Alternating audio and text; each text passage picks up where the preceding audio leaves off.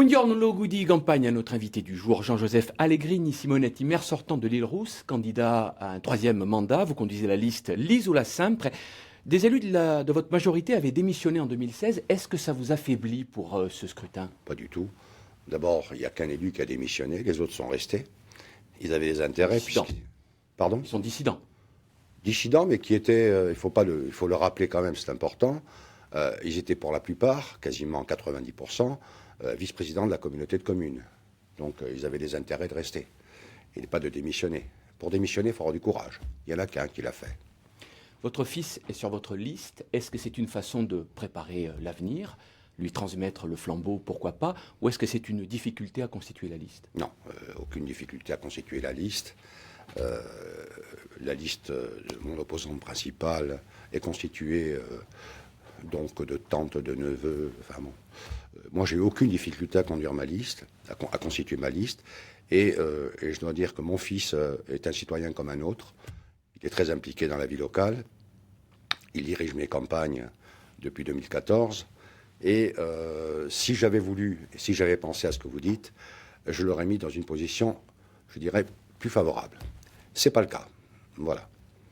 On va parler d'autres programmes dans un instant. Voyons quand même les grandes données économiques de l'île Rousse avec ce sujet signé Pierrick Nanini et Guillaume Leonetti.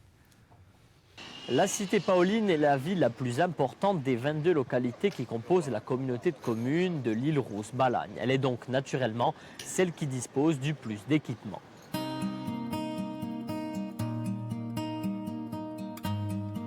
En premier lieu, son port de commerce, désormais le seul de Balagne après la fermeture de celui de Calvi. Mais ce port fait l'objet de passes d'armes régulières entre majorité et opposition. Au cœur du litige, la diminution des rotations et donc des passagers.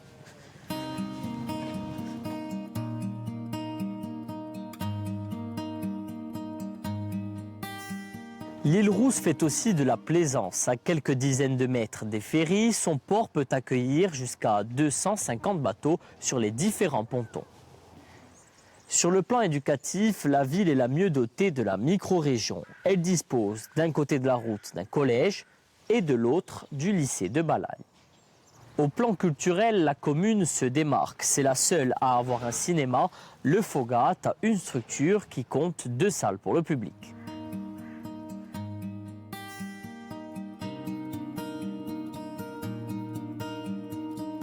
Les caractéristiques de l'île Rousse font qu'elle suscite les convoitises. Bien évidemment sur le plan communal, mais pas que, la ville fait l'objet d'une bataille féroce en vue de la présidence de l'intercommunalité.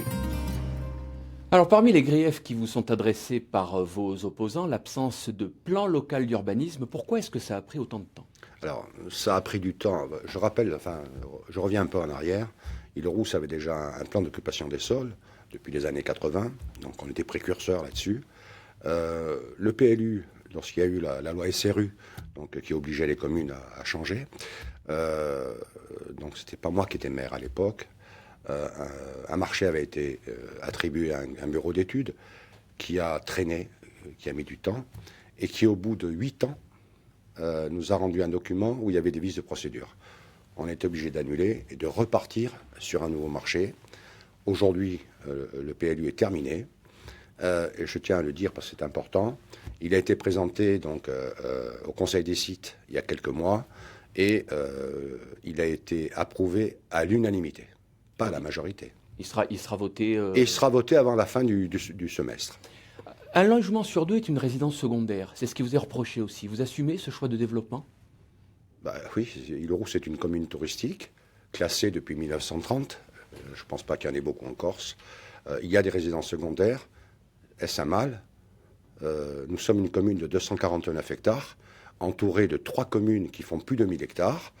On doit partager les responsabilités. Et je ne vois pas pourquoi tous les logements sociaux seraient construits sur la commune.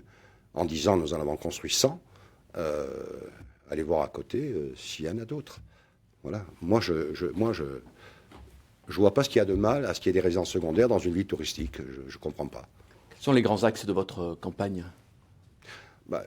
Les grands axes sont toujours les mêmes, c'est-à-dire mieux vivre ensemble, le développement, l'entreprise. Île Rousse est une commune qui a une activité économique, contrairement à tout ce que vous entendez, qui est de l'ordre de 8000 habitants. Il ne faut pas l'oublier, il ne faut jamais l'oublier. La difficulté pour notre commune, c'est que donc, le territoire étant exigu, vous avez des rues qui sont sur Monticello et sur Île-Rousse, des rues qui sont sur Corbard et sur Île-Rousse. Ça s'imbrique dans la ville. Donc effectivement, on a même dit qu'il y avait une baisse de la population, ce qui est faux complètement. Et je voulais que je revienne sur le trafic portuaire. Très vite, en 15 secondes. C'est pas vrai. Donc tout ce qui est dit est faux. Vous savez que ça marche avec l'offre et la demande. La Corsica Ferry est une compagnie privée. Le trafic, je dirais, de la DSP, c'est 3 bateaux par semaine. Ça bouge pas. Si je regarde en 10 ans, le trafic a été multiplié par 2,5. Voilà. Donc tout ce qui est dit est faux. Vous aurez l'occasion d'en reparler pendant cette campagne. Merci d'avoir été l'invité d'Union dans Logo des campagnes. Merci. Merci à vous.